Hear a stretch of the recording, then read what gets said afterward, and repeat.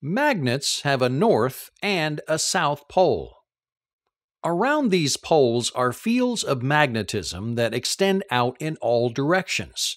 These invisible lines of magnetic force are called magnetic flux. These lines of flux leave the north pole of a magnet, loop around, and enter on the south pole. Where the lines of flux are more dense, for example, near the poles of the magnet, the magnetic field is strongest.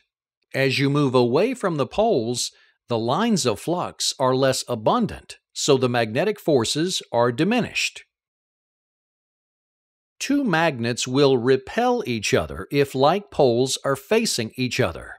As you move like ends of two magnets near each other, they will be repelled.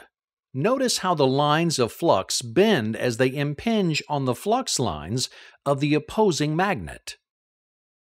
This magnetic behavior will occur for both like ends of a magnet. If unlike poles of a magnet are facing each other, the forces will attract each other. As you move the magnets closer to each other, the lines of flux join and condense, increasing the forces of attraction. When unlike poles of a magnet are lined up end to end, their combined forces create a unified magnetic field and thus behave as a single magnet. When electrons move through a wire, a magnetic field is created at right angles to the current flow.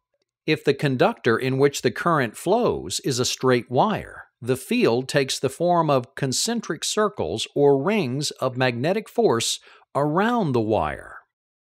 A convenient method to determine the direction of magnetic current flow is to use the left-hand rule. The left-hand rule states that by pointing your thumb in the direction of the current, your fingers will naturally curl in the direction of the flux of the magnetic field. Reversing the direction of current, you can use the left-hand rule again to show the direction of the concentric circular force around the wire. This method can be used to determine the direction of the magnetic flux, as long as you know the direction of the current.